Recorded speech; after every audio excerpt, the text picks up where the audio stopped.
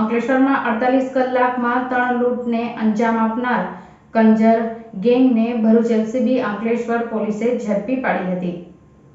અંકલેશ્વરમાંથી પસાર થતા national highway number 48 પર ધામરોડ પાટિયાથી માંડવા ટોલ પ્લાઝા નજીક છેલ્લા 48 કલાકમાં મારી લૂંટી લેવાના બનાવો સામે આવતા જિલ્લા પોલીસ તંત્ર દોડતું થઈ ગયું હતું.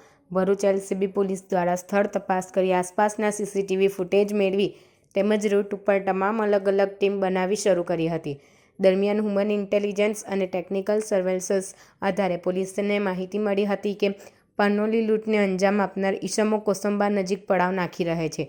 જે માહિતીના આધારે એલસીબી પોલીસે કોસંબા ખાતે પહોંચી ખુલ્લા ગ્રાઉન્ડમાં પડાવ નાખી રહેતા 4 શકમંદોને ઝડપી પાડ્યા હતા અને તેમની અંગ ઝડપી લેતા તેમની પાસેથી મોબાઈલ મળી આવ્યા હતા. જે બાદ પોલીસે એલસીબી ઓફિસ લઈ આવી આખરી પૂછપરછ કરતા તેઓ 5 વ્યક્તિ રિક્ષામાં બેસી પાનોલી નજીક આવ્યા હતા, જ્યાં આઈસર ટેમ્પા ચાલક અને બાઇક ચાલકને ખેતર ખેંચી લઈ જઈ લૂંટી લીધો હતો. તો 10 દિવસ પૂર્વે રાજસ્થાન ચિત્તોડગઢથી ટ્રેન મારફતે ભરૂચ આવ્યા બાદ હાઈવે પર તેઓ માંડવા નજીક હોટલ પાસે થયેલી લૂંટને તેમજ પાનોલી પાસે પણ અન્ય એક લૂંટને અંજામ આપ્યો હોવા કોસંબા પાસે પણ એક લૂંટને અંજામ આપ્યો હોવાની કબૂલાત કરી હતી.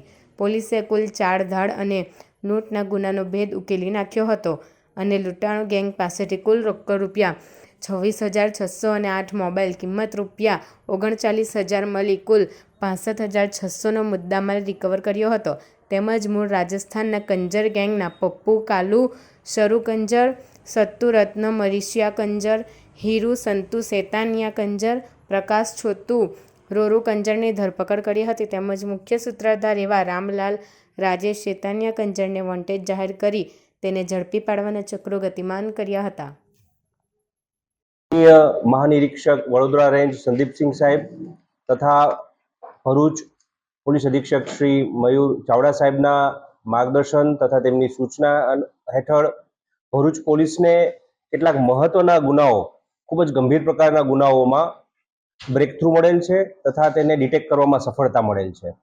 આ જે ગુનાના પહેલો જે ગુના જે છે એ છે સંખ્યાબંધ જે લૂંટ છેલ્લા સમયથી થતી હતી પાનોલી, અંકલેશ્વર બી ડિવિઝન વિસ્તાર તથા સુરત ગ્રામ્યના વિસ્તારમાં જે રોડ ઉપર એક કરંજ ગેંગ જે છે એ લૂંટ કરતી હતી. તેને પકડવામાં, તેને ડિટેક્ટ કરવામાં ભરૂચ પોલીસ એલસીબી ટીમ તથા સ્થાનિક પોલીસની સહિયારી મહેનત તથા એક્શનને કારણે એને પકડવામાં, ડિટેક્ટ કરવામાં સફળતા મળી છે. આ જે ગેંગ જે છે એમાં કુલ 4 આરોપીને અટક કરવામાં આવ્યા છે, જે છે પપ્પુ કાળુ શેરુ કંજર, સતુ કંજર, હીરુ કંજર તથા પ્રકાશ કંજર. આ તમામ જે છે એ રાજસ્થાનના ચિત્તોડગઢ જિલ્લાના રહેવાસીઓ છે, જે સુરત અંકલેશ્વર રોડ ઉપર આજુબાજુ રોડની બાજુમાં પડાવમાં રહી રસ્તા ઉપર જતી ટ્રકોને ટાર્ગેટ કરી તેને યેન કેન રીતે ઊભા રાખી તેને હાથે એને ડિસ્ટ્રેક્ટ કરી અલગ લઈ જઈ અને એના હાથ પગ બાંધી માર મારી અને લૂંટ કરવાની મોડસ ઓપરેન્ડીથી આ પ્રકારની લૂંટો કરતા હતા. તેને પકડવામાં ભરૂચ પોલીસની ટીમને એક સફળતા મળી છે અને આરોપીઓને અટક કરી અને એની ઉપરની કાયદેસરની કાર્યવાહી કરી તપાસ અત્રે ચાલુમાં છે. સર, આ ગેંગ ભૂતકાળમાં 2016માં જ્યારે લેડીઝ વેશ પરિધાન કરી લૂંટને અંજામ આપ્યો છે, આ વખતે પણ એવી મોડસ ઓપરેન્ડી રહી છે કે અલગ રહી છે? ક્યાંક ને ક્યાંક એના જેવી જ મોડસ ઓપરેન્ડી છે. એ સેમ મોડસ ઓપરેન્ડીથી આ એમના સગાવાલા જે છે એ જ છે.